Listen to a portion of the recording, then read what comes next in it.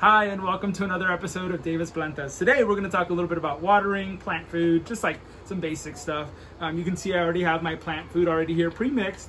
I use a little bit of Miracle Grow and then Super Thrive. Those are the two things that I think are really helping a lot of my plants grow really nicely. So a little bit of water, a little bit of Miracle Grow, and then so I'm going to take this and then I'm going to put it obviously in my little watering canteen that I got at IKEA. Nothing fancy, but it helps me kind of control how much water I'm putting in. I wanted to show kind of like one of my biggest problems when I first started was overwatering, and I would say especially during quarantine, I've also struggled with overwatering. So I kind of let a lot of these plants, you can kind of see all of them around here, really kind of dry out. Not all of them are like dry ones, but a good amount of them are. But this is a neon pothos, for example. So like I usually tell kind of by the weight of the pot, like if it feels light, probably needs a little bit of water. So this is a good example of one.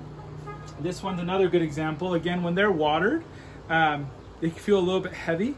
So I'll water it, and then I probably won't water it, depending on the plant, for like 2, maybe 3 weeks at least. And then obviously I've got plants that are out here, so the more sun they get, usually the more water they need. I did want to show, I was talking to one of my cousins, shout out to Leilani, who got a money tree recently. Money tree is one of my favorite ones. I got this one probably back in February. So it's growing, it's got a lot of new growth, which is really cool and exciting. But this one actually comes in this pot. Where are you, pot? And so this pot sits in this pot, sits in that pot.